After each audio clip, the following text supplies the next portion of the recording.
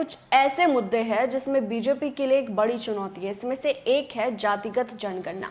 इसी बीच बीजेपी के सहयोगी अपना दल एस के अध्यक्ष केंद्रीय मंत्री अनुप्रिया पटेल का बयान काफी सुर्खियों में है। अनुप्रिया पटेल ने जातिगत जनगणना का समर्थन किया है और उन्होंने कहा कि जनगणना होगी या नहीं, आने वाले समय में इसकी आधिकारिक पुष्टि होगी और इसे केंद्र सरकार को फैसला लेना होगा। केंद्रीय मंत्री अनुप्रिया पटेल वाराणसी दौरे पर पहुंची थी और उन्होंने यहाँ अपना पक्ष रखा और उन्होंने कहा कि ये होना चाहिए। कांग्रेस की सरकार ने भी प्रयास किया, लेकिन अंततः जो बिल पास होके कानून की शक्ल ले रहा है वो इस सरकार के कार्यकाल में ले रहा है। और हम ये भी कहना चाहते हैं कि सभी पार्टियों ने मिलकर इस बिल को समर्थन दिया है और महिलाओं की भागीदारी के लिए सभी लोग साथ आए हैं, तो ये सराहनीय पहल है। राहुल गांधी ये कह रहे हैं कि जातिगत जनगणना को से ध्यान भटकाने के लिए इस तरह का बीजेपी फैसला लिया है। देखिए, जातिगत जनगणना का विषय मेरी पार्टी अपना दल भी निरंतर उठाती रही है। हम इसके पक्षधर हैं। मैं इस बात को स्पष्ट कर देती हूँ, देश में अगला सेंसस होना है। 2011 के बाद अभी तक हम सेंसस एक्सरसाइज नहीं कर पाए हैं। फिलहाल सेंसस कब होना है इसकी घोषणा अभी आधिकारिक रूप में नहीं हुई है और कास्ट सेंसस होगा या नहीं ये तो मोदी जी की सरकार ने तय करना है, लेकिन अपना दल इसका पक्षधर है। इंडिया गठबंधन को लेकर के बड़ी बातें की गई थी, लेकिन अब अखिलेश यादव कहीं ना कहीं सपा कांग्रेस में फूट देखने को मिल रहा है। देखिए, पहले हम टिकट बांट रहे हैं। देखिए, ऐसा है, अभी इंडिया गठबंधन में जितने भी साथी हैं हम उनकी कई दौर की बैठकें देख चुके हैं। तो मुझे लगता है कि कई दौर की बैठकें जो हम लोगों ने कभी बेंगलुरु में, कभी मुंबई में, कई जगह देखी, उसमें हमने यही देखा कि जो मुख्य विषय है सीटों का बंटवारा, उस पर लेकर अभी कोई सहमति बन नहीं पा रही है और बनती हुई दिख भी नहीं रही है। समय बहुत कम बचा है, तो मुझे लगता है कि यही करते करते समय निकल जाएगा और 2024 में एनडीए बाजी मार ले जाएगी।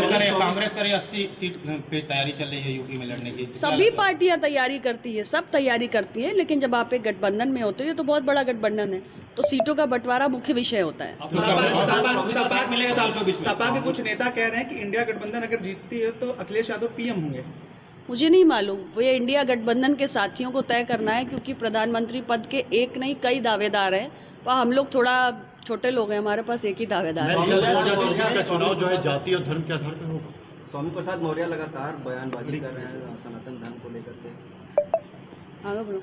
कितना सीट मिलेगा अपना दल को 2024 लोकसभा? अभी सीटों के बंटवारे पे कोई डिस्कशन ही नहीं हुआ। अभी तो बहुत समय, हम लोग 2 सीट हमारे पास पहले थी, अभी 2 सांसद हैं हमारे पास। फिलहाल आगे चलकर जब बातचीत शुरू होगी गठबंधन के बीच में तब बात कर ली जाएगी। 2014 में गुजरात मॉडल पे चुनाव लड़ा गया था, क्या आप 2024 में काशी के विकास मॉडल पे चुनाव लड़ा जाएगा? अभी इंडिया का मॉडल तैयार हो गया, भारत का मॉडल तैयार हो गया है। अब देखो, आज हमने नवा संस्करण किया अपना रोजगार मेले का। हमने बोला 1 साल में हम 10 लाख नौकरी देकर दिखाएंगे। Modi government walks the talk. हमारी कथनी और करनी में कोई अंतर नहीं है। आज हमने 9वां संस्करण पूरा किया है और हम 51,000 लोगों को 45 अलग अलग स्थानों से नियुक्ति पत्र बांट रहे हैं। तो हमारा जो संकल्प है, जो देश से हम वादा करते हैं, वो हम पूरा करते हैं।